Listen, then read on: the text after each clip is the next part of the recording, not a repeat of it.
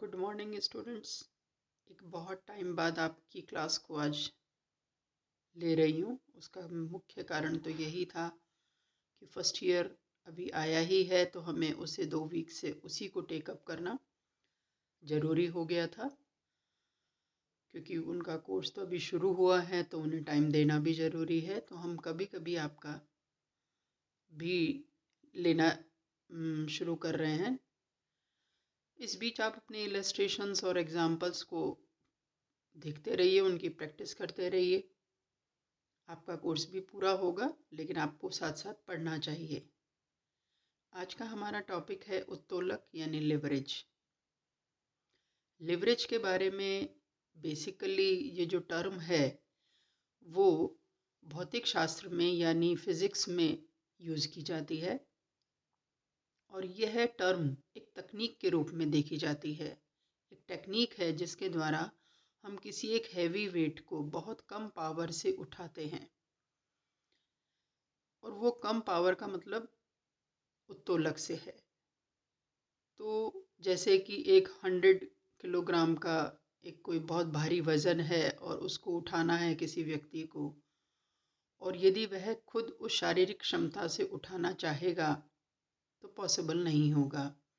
ऐसे में वो एक स्टिक का, रॉड का इस्तेमाल करता है। तो ये जो रॉड है जिससे जो पावर यूज़ की जाएगी वो कहलाती है उत्तोलक या लिवरेज। अब हम आते हैं हमारे फाइनेंशियल मैनेजमेंट के टर्म पर। वित्तीय प्रबंध में हम उत्तोलक से आशय उस अवधारणा से लगाते हैं जिसमें संस्था की वित्त पूर्ति में ऋण समता अनुपात का अंशधारियों के प्रत्यय एवं जोखिम पर पड़ने वाले प्रभाव का अध्ययन किया जाता है। अब इसका आशय क्या हुआ कि यदि कोई फर्म अपने फंड्स को इक्विटी के साथ डेट कैपिटल से भी पूरा करती है, तो ऋणों के द्वारा लिए गए कोषों को यानी फंड्स को जो डेट से इकट्ठे किए गए हैं, उन पर संस्था को एक निश्चित दर से लागत या कॉस्ट पे करनी पड़ती है, जिसको हम स्थायी लागत के नाम से जानते हैं। और ये स्थायी लागतों का इन शेयर होल्डर्स यानी जो इक्विटी होल्डर्स हैं, या जिनको हम कह दें जो संस्था के स्वामी हैं, उनकी प्रत्यय यानी रिटर्न और जोखिम रिस्क पर क्या प्रभाव पड़ता है, उसकी जो स्टडी की जाती है उसको हम उत्तोलक या लिवरेज कहते हैं। तो लिवरेज का बेसिक मीनिंग कहाँ से शुरू होता है या उसका हम स्टडी कब करते हैं? जब कोई फर्म इक्विटी के साथ में डेट कैपिटल का भी यूज़ करती है। स्थायी कोषों में जब वह ऋण पूंजी का इस्तेमाल करती है और उसको काम में लेने के बाद उसके अंशधारियों की प्रत्यय और जोखिम पर जो प्रभाव पड़ता है कमी या वृद्धि के रूप में, उस प्रभाव को, उस इफेक्ट को हम जिस अवधारणा से, कंसेप्ट से मालूम करते हैं, उसको हम कहते हैं उत्तोलक। इंग्लिश में भी है, leverage means the employment of assets और funds for which the company pays a fixed cost or fixed return. The fixed cost of return may be thought of as the function of a lever. यानी जहाँ fixed cost है किसी भी संस्था में, संपत्तियों के रूप में या कोषों के रूप में, जहाँ भी जिसकी लागत स्थायी लागतों के रूप में विद्यमान है, वहीं पर उत्तोलक होगा। ये बात आप अच्छी तरह समझ लीजिए। यदि संस्था ऐसी कोई संपत्ति यूज में नहीं ले रही या ऐसा कोई कोष काम में नहीं ले रही जहां पर स्थायी लागतें नहीं है, फिक्स्ड कॉस्ट नहीं है, तो लिवरेज भी वहां नहीं होगा। और इसका आशय यही है कि फर्म के द्वारा जहां कहीं पर भी ऐसी एसेट्स लगाई जा रही हैं, ऐसे फंड्स यूज किए जा रहे हैं जिस पर फिक्स्ड कॉस्ट पे की जाती है, जिस पर उसको स्थायी लागतों का भुगतान करना पड़ता है, और ये स्थायी लागतें ही उत्तोलक का आधार मानी जाती है। उसका कारण क्या है? क्योंकि ये संपत्तियां, जो स्थायी संपत्तियां होती हैं जिस पर स्थायी लागतें आती हैं, फिक्स्ड कॉस्ट आती हैं, जैसे कि आपने डिबेंचर्स यूज़ किए और उन डिबेंचर्स पर आपको स्थायी रूप से लागत इंटरेस्ट के रूप में पे करनी है। लेकिन उसका प्रभाव अंशधारियों की आय पर बहुत ही पॉजिटिव पड़ता है। पॉजिटिव मीन्स मैग्नीफाई करता है उनके लाभों को। और वो कैसे करता है उसको आगे हम एग्जाम्पल के थ्रू पढ़ते हैं। उत्तोलक को विक्रय में परिवर्तन के फलस्वरूप लाभों में तुलनात्मक परिवर्तन के रूप में भी परिभाषित किया जाता है। Leverage also may be defined as relative change in profits due to change in sales. अब देखिए, इसी लिवरेज के कारण या उत्तोलक के कारण यदि विक्रय में थोड़ा भी परिवर्तन होता है, जैसे 25% से सेलिंग बढ़ी या विक्रय बढ़ा, तो लाभों में 100% वृद्धि होगी, यानी करीब 4 गुना वृद्धि लाभों में होगी। उसका कारण क्या है? क्योंकि फर्म फिक्स्ड कॉस्ट पे कर रही है और फिक्स्ड कॉस्ट के द्वारा वह स्थायी संपत्तियों का उपयोग बहुत ही अच्छी क्षमता से करती है, तो ये लाभ कई गुना अधिक बढ़ते हैं, मैग्नीफाई होते हैं या एक्सेलरेट करते हैं। उसके पीछे बेसिक रीज़न क्या है कि दो तरह की लागतें होती हैं, आप सभी जानते हैं, स्थायी लागत और परिवर्तनशील लागत, फिक्स्ड कॉस्ट और वेरिएबल कॉस्ट। वेरिएबल कॉस्ट तो वेरी करती है ना, अकॉर्डिंग टू सेलिंग यूनिट्स। जितनी आपकी विक्रय की मात्रा है उसके अकॉर्डिंग परिवर्तनशील लागतें घटती बढ़ती हैं। लेकिन स्थायी लागतों का या फिक्स्ड कॉस्ट का पेमेंट फर्म को इन एनी केस करना ही होता है, चाहे वो संपत्ति की लागत हो या कोषों की लागत हो, यानी ऋण पूंजी की लागत हो, इनका पेमेंट फर्म को करना है। लेकिन यदि firm in fixed cost assets को या फिक्स्ड कॉस्ट सिक्योरिटीज़ को बहुत प्रॉपरली यूज़ कर रही है, तो उसका इफ़ेक्ट क्या पड़ता है? संस्था अपनी जोखिमों को बहुत अच्छे ढंग से पूरा कर रही है और उसका प्रभाव अंशधारियों की आय पर बहुत पॉजिटिव पड़ता है। लेकिन देखिए, दूसरी तरफ बहुत बड़ा रिस्क भी है। रिस्क इस तरह का है, यदि विक्रय की मात्रा में थोड़ा सा भी परिवर्तन होता है, वृद्धि की ओर इंक्रीज कर रही हैं सेलिंग, तो उससे प्रॉफिट्स मैग्नीफाई होंगे, काफ़ी मात्रा में बढ़ेंगे। लेकिन यदि इसका दूसरा इफेक्ट भी है, वाइस वर्सा, यदि हम देखें तो विक्रय की मात्रा में थोड़ी सी भी कमी होने पर लाभों की जगह हानि होती है उसी अनुपात में। तो ये एक आनुपातिक परिवर्तन जो देखा जाता है विक्रय के द्वारा लाभों में, यही उत्तोलक के रूप में जाना जाता है। उसके बेसिकली दो कारण माने जाते हैं। दो कारण यही है कि स्थायी परिचालन लागतें कई तरह की होती हैं, जैसे पानी बिजली का किराया है, प्रबंधकों का वेतन है, या एम्प्लॉयज़ का सैलरी है, या संयंत्र का किसी तरह की कोई संयंत्र के लिए आप किसी तरह का कोई डेप्रिसिएशन भी रख रहे हैं, जो रखना ही होता है नेचुरली। भवन का किराया है।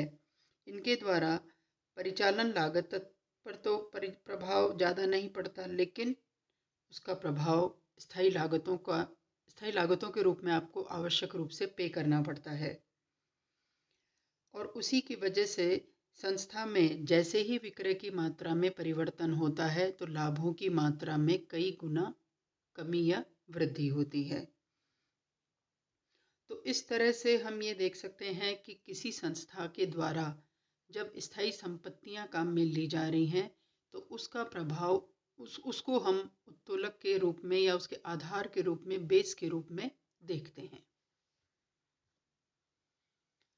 अब ये लिवरेज भी दो तरह के हैं, ऑपरेटिंग लिवरेज और फाइनेंशियल लिवरेज। ऑपरेटिंग लिवरेज का रिलेशन किससे है? ऑपरेटिंग प्रॉफिट से है।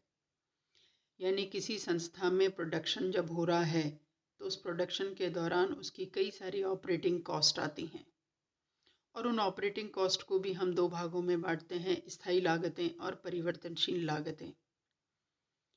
वही बात वापस कि वेरिएबल कॉस्ट तो प्रोडक्शन के साथ में, विक्रय के साथ में बदलेगी, लेकिन स्थायी लागतों का भुगतान संस्था को हमेशा ही करना होगा। लेकिन जब फर्म की कुल लागतों में स्थायी लागत भी होती है, तो फर्म में परिचालन उत्तोलक विद्यमान होगा।